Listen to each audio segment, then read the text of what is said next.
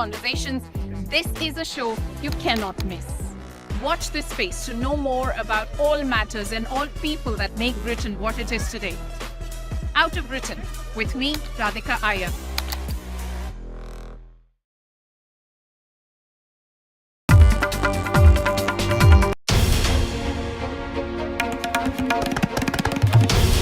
This is NDTV, and you're watching NDTV 24/7.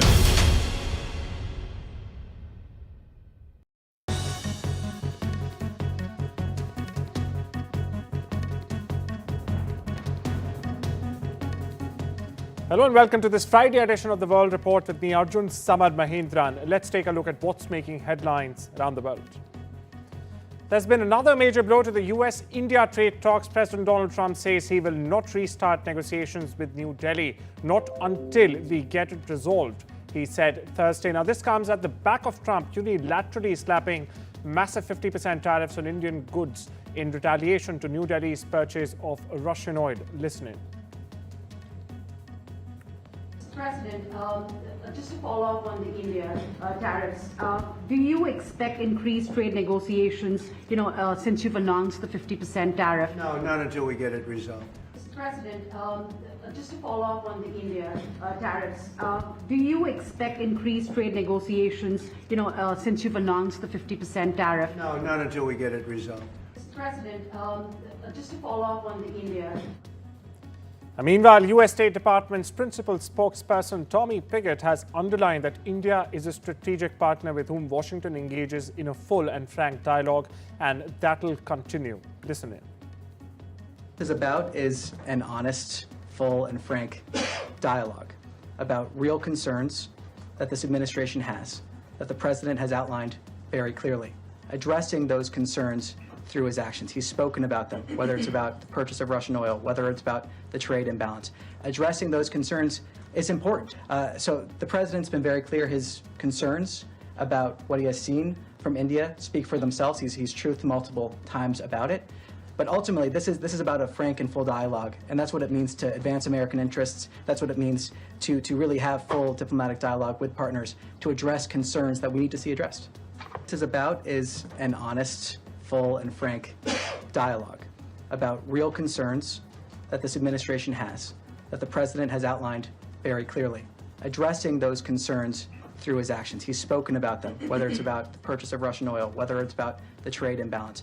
Addressing those concerns is important. So the president's been very clear. His concerns about what he has seen from India speak for themselves. He's truthed multiple. In a high-stakes diplomatic move, Prime Minister Narendra Modi received a phone call from Brazilian President Luiz Inácio Lula da Silva, just as global concerns rise over Donald Trump's tariff spree. While India's official statement avoided mentioning US tariffs, sources suggest Brazil's Lula reached out to coordinate a response. Now, both leaders reaffirmed their commitment to boosting the India-Brazil strategic partnership, focusing on areas including trade, technology, energy, and defense. Now, with both countries hit by steep US import hikes, this conversation signals a deepening alliance between the global South powers determined to protecting their economies. Modi later called the talk meaningful and people-centric. My colleague Vashal Wakes gets you more on this. Every time Trump seems to be making a statement against one of the BRICS nations, these nations seem to be rallying with each other, and the latest in that category is China. China's ambassador to India has clearly stated that Trump is a bully. If you give him an inch, he'll take a mile. So that's a big attack on Trump. He's gone on to say that he actually means that China is actually backing India on this, which is a rare instance because, as I mentioned, BRICS seems to be solidifying in the backdrop of Trump's repeated attacks. Trump has attacked almost all the BRICS nations with heavy tariffs. Both Brazil and India now face 50% and above tariffs. And as you mentioned, President Lula of Brazil and Prime Minister Modi spoke last night. And now the Chinese envoy has also commented on the same issue. It's a rare instance of all these nations really unifying against Trump. And Lula has gone one step further and said that he's not willing to even speak with Trump, but instead he'll speak with other leaders of BRICS, such as Prime Minister Modi and President Putin and President Xi Jinping. So that goes to show that Trump seems to be isolated on the international stage as far as tariffs are concerned. National Security Advisor Ajit Dwal met Russian President Vladimir Putin at the Kremlin on Thursday. Now, a video released by the Kremlin press service captured the moment Dwal warmly shook hands with Putin before the two leaders sat down for high-level talks, just as you see on your screens right now. Now, this key meeting is a part of Dwal's visit to Moscow, signaling a deepening of strategic ties between New Delhi and Russia.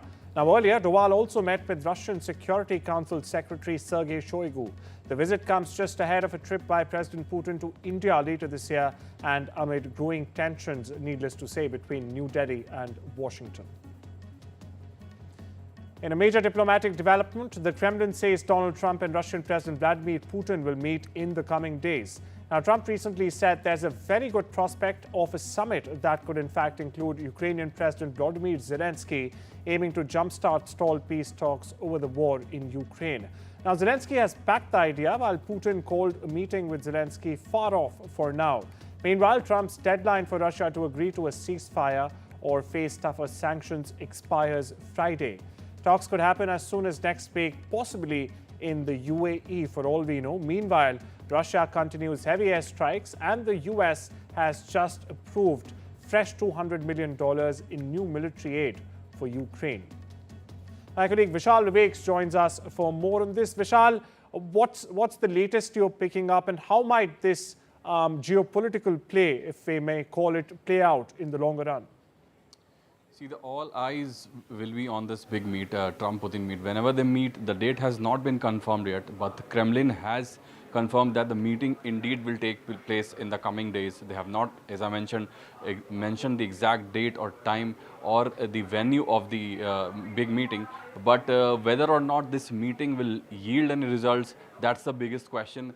Whether or not this will pave the way for the war to be ended, that is also another question, because this war has been grinding for more than 3 years now, killed thousands of people. Each month, thousands are getting killed. So far, there's no end in sight because there's a deadlock between both the sides, Russia and Ukraine. Both are standing their ground. Russia doesn't want to let go of the territory it has occupied.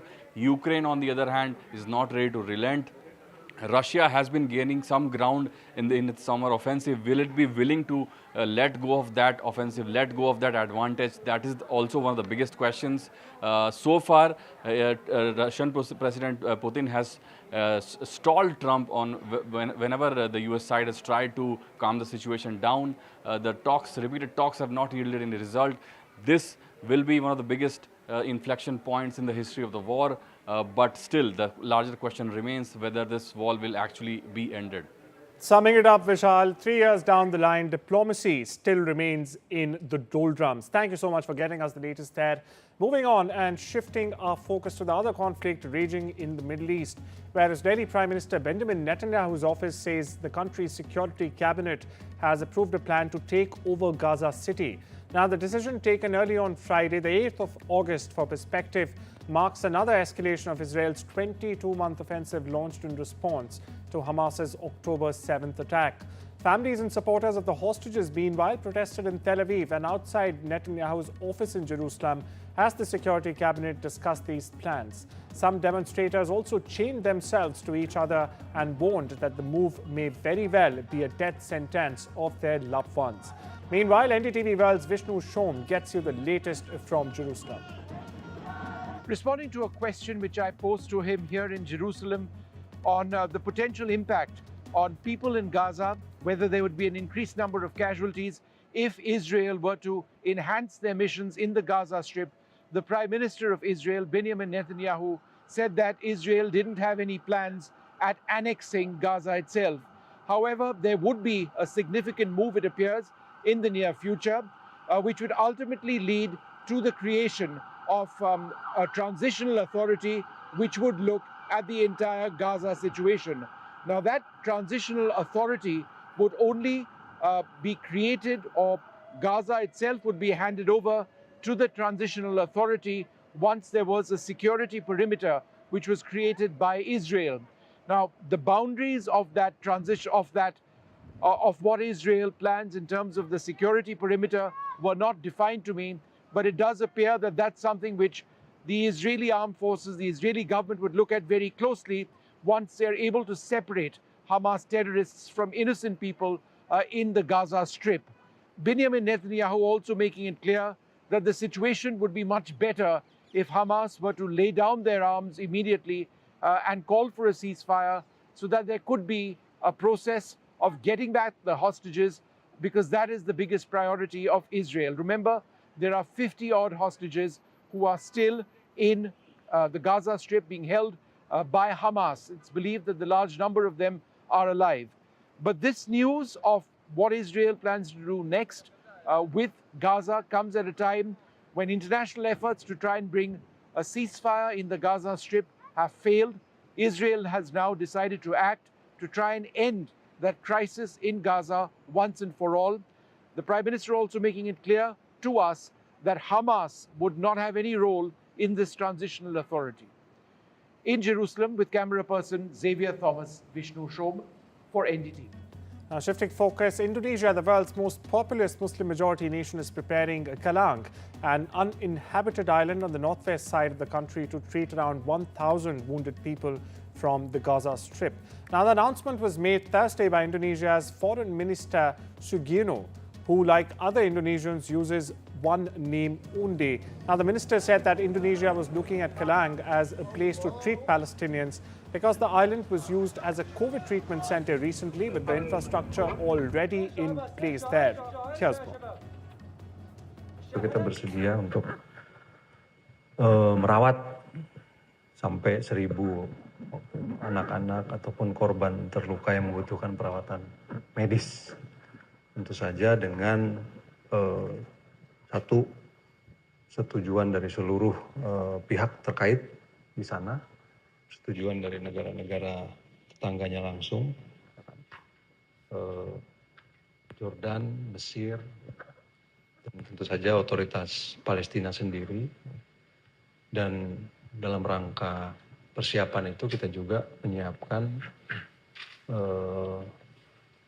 alternatif lokasi di mana kita bisa menampung dan merawat mereka.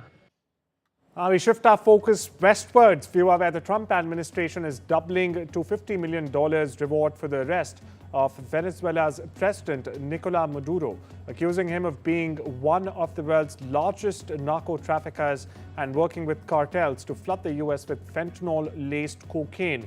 That's correct. Maduro was in fact indicted in Manhattan federal court back in 2020. This was during the first Trump presidency, along with several close allies, on federal charges of narco-terrorism and conspiracy to in fact import cocaine.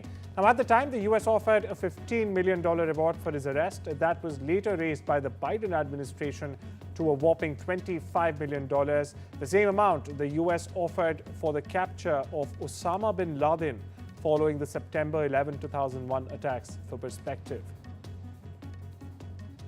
Shifting focus far east, where heavy rain pounded the southern Japanese island of Kyushu on Friday, triggering floods and landslides and also sending residents to shelters. This as officials issued the highest level warnings in parts of the region. A mudslide hit a house in Aira city in the Kagoshima prefecture, burying 2 people who were rescued and taken to hospital. This is according to updates from the Fire and Disaster Management Agency of the prefecture, mind you.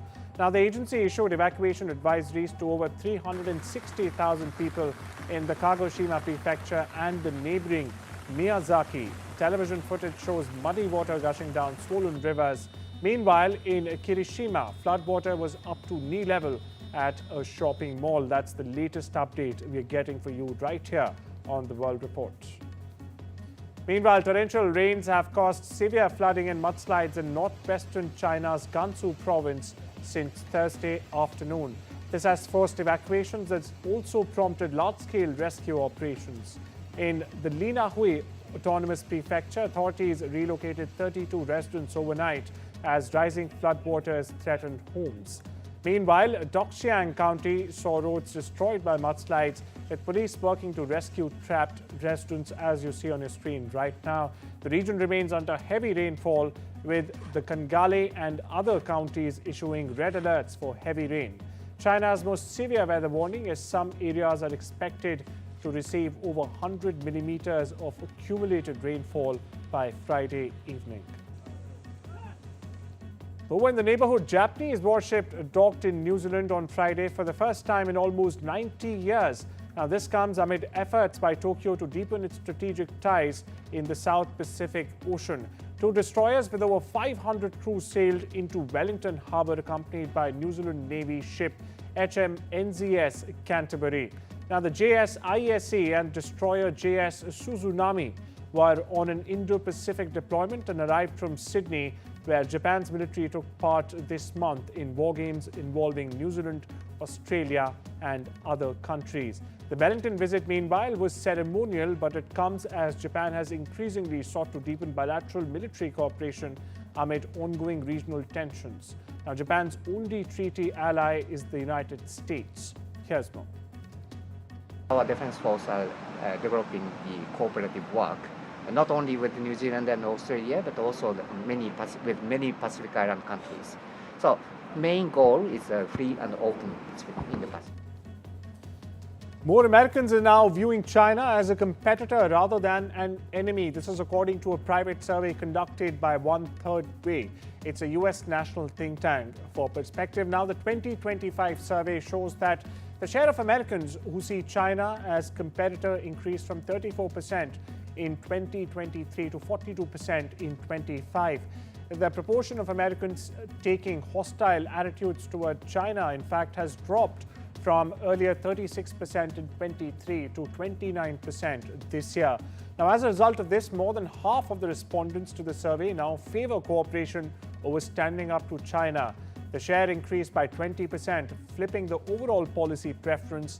Meanwhile, Third Way also said Americans' softening attitudes towards China comes amid increasing awareness of the role China plays in their daily lives. And well, it's time we shift into a short break. Much more on the other side.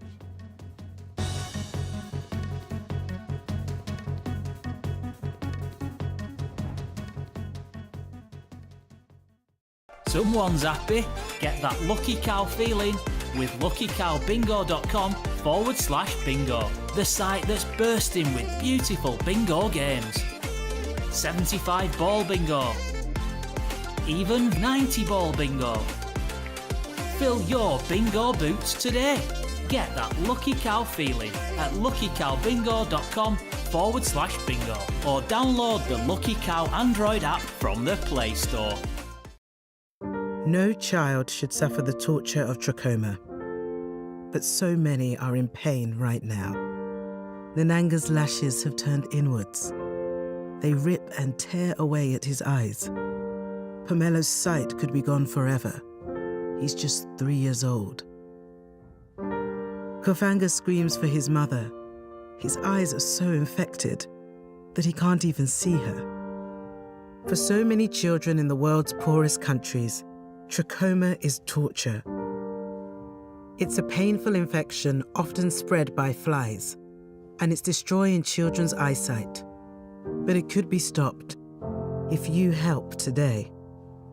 By calling 0800 038 4926 and giving £1 a week to Sightsavers, you can help make sure children get the treatment they desperately need. You'll help us bring them the medicines and the care that can treat infections. And that means you'll be helping to save children from the torture of trachoma and a life of blindness. Please help us reach them. Call 0800 038 4926. Text C13 to 82727 or go online and give just £1 a week now. Because we need you to help save the sight of children like Nananga. We need you to help save them from the torture of trachoma. Some people think life slows down in your 50s, but I'm just getting started. And I don't want my lot to have to worry about funeral costs. Let them spend their money on nicer things. So I decided to learn more about over 50s life insurance from Cover Today. They're the only over 50s life insurer with no waiting period. Unlike other insurers who could make you wait up to 2 years, with Cover Today, you're fully covered from day one. And you're covered for the whole of your life. Unlike other things in life, the price never goes up. Go online or talk to their friendly UK team in just one phone call. Cover Today are the only over 50s life insurer with no waiting period and no annoying trips to the doctors either. Plus, you get your choice of a £125 gift card. Now I'm with Cover Today, I can get on with something much more interesting. To get a free life insurance quote, call our friendly UK team on 0800 470 4474 or visit covertoday.co.uk.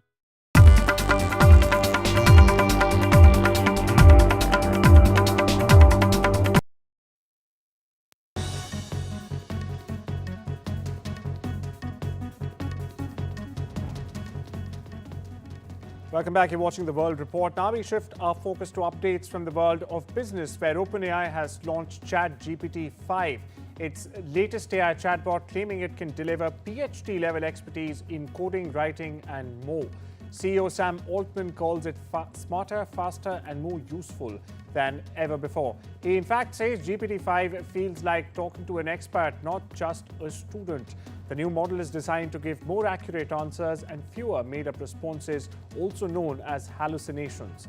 It's also aimed at helping coders create softwares more easily. But some experts, however, are cautioning the hype may be more marketing than an actual breakthrough. Meanwhile, rival AI company Anthropic has cut off OpenAI's access to its coding tools, signaling growing competition. GPT-5 will roll out to all users this week, with many eager to see if it really, indeed, lives up to its hype. U.S. Commerce Secretary Howard Lutnick said on Thursday he expects the country to collect $50 billion a month in tariff revenues, or even more, up from $30 billion last month, as higher levies on imports from dozens of countries kick in. U.S. President Donald Trump has called for the immediate resignation of Intel CEO Lip Bhutan, citing alleged ties to Chinese military-linked companies. Now, Trump alleges Tan is highly conflicted and cannot lead the tech giant, which has received billions in U.S. government funding to boost American chip manufacturing. Meanwhile, Intel pushed back, saying Tan and the board are committed to national security and supporting the U.S. economy. Now, Tan, a naturalized American, was born in Malaysia, has faced scrutiny over investments in Chinese firms in the past as well, though no laws have been broken till now. Meanwhile, Intel shares dropped over 3% following Trump's demand. Experts suggest Trump's move may also be very well linked to disagreements over Intel's U.S. investments. Now, this unusual call from a president highlights rising tensions over U.S.-China tech ties amid growing national security concerns. Apple has announced that it will invest $100 billion more in the U.S. Now, what could be the impact on India and the rest of the world? Watch this very special report by my colleague Disha Bakchi.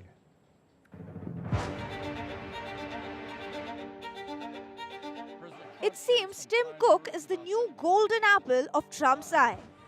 After months of facing pressure from the US president to shift Apple's manufacturing back to American soil, the chief of the tech giant took to a path many have ventured before, booing President Trump.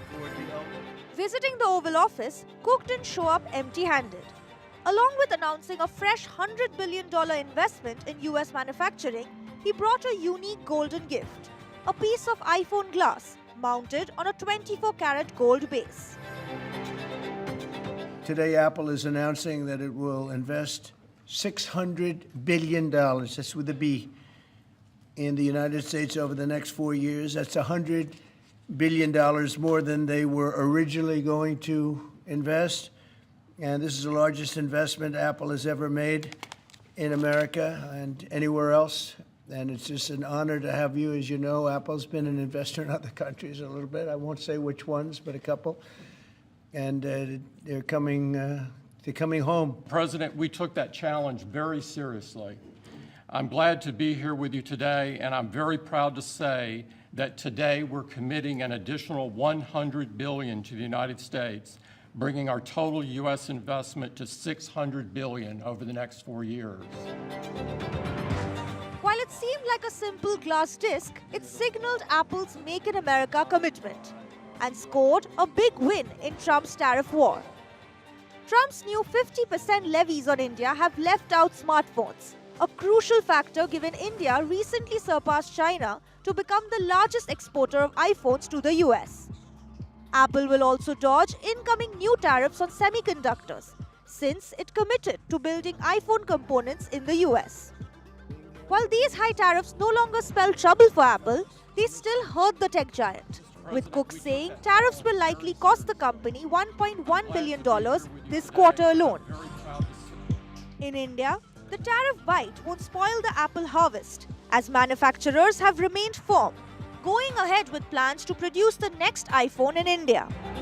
Yet with Apple pushing its manufacturing back home, remains to be seen what the future holds for Apple in India. Disha Bagchi for NDTV. Now we shift our focus to the world of sports, where the 12th World Games was officially declared open in Chengdu city of southwest China's Sichuan province on Thursday evening. Chinese state councillor made the declaration during the opening ceremony, which was held at the Tianfu International Convention Center. Running from the 7th of August to the 17th, the Chengdu World Games will feature more than 256 events across 60 disciplines in 34 sports, with a record-breaking 6,679 participants from 116 countries and regions taking part. Now, this also includes 3,942 athletes. Meanwhile, more than 8,600 volunteers have also been recruited for the Games, which are being supported by more than 500 urban service stations to assist athletes and visitors alike. During the opening ceremony, athletes from various countries interacted with the mascots of the Chengdu World Games, Shubao and Jinzai. The Chengdu World Games featured a torch relay on July 26 at the iconic museum at the cultural heart of southwest China's Sichuan province, with 120 torchbearers participating in the milestone moment. We shift our focus to the world of entertainment, where actor Gina Carneo has set her federal lawsuit against Lucasfilms and his parent company, the Walt Disney Co., over a claim that she was fired from The Mandalorian in 2021 for expressing right-wing views on social media. Now, the specific terms of the agreement were not made available. Well, that's all we have for you on the World Report this Friday. Have a lovely weekend. See you again on Monday.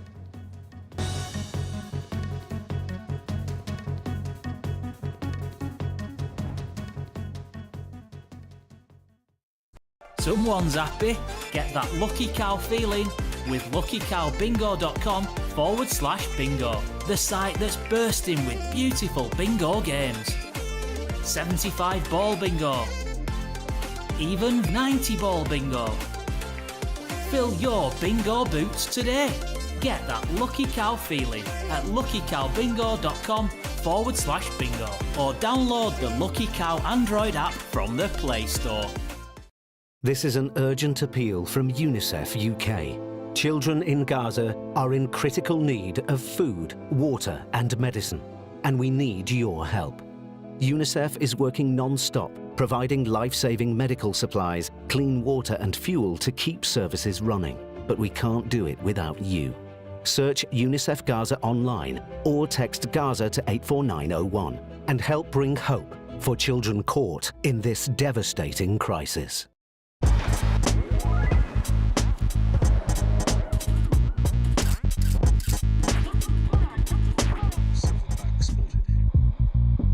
Witness the fitness, the clock will tell 11.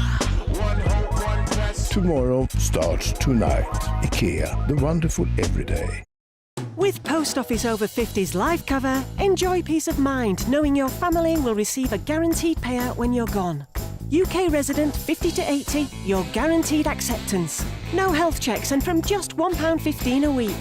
Plus free 24/7 GP access with the health and wellbeing benefit. Purchase and receive a £125 gift card for amazon.co.uk, Tesco or M&S. Visit postoffice.co.uk/over50s. Discover the finest quality made-to-measure window dressings delivered direct to your door. Shop now for 30% off selected products at blindsdirect.co.uk.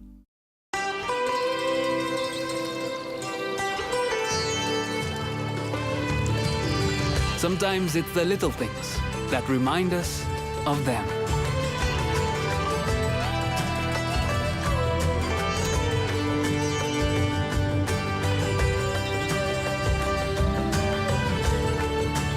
stay close, even when you're far apart. Send money worldwide with Remitly. I've been thinking, I want to plan my funeral so it feels more like a celebration. My parents always said I was born dancing. I just love it.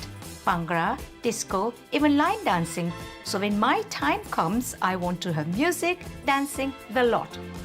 With over 150 years' experience, you can count on Co-op Funeral Care to help you pre-plan the funeral you want. To find out more, visit Co-op Funeral Care or give us a call.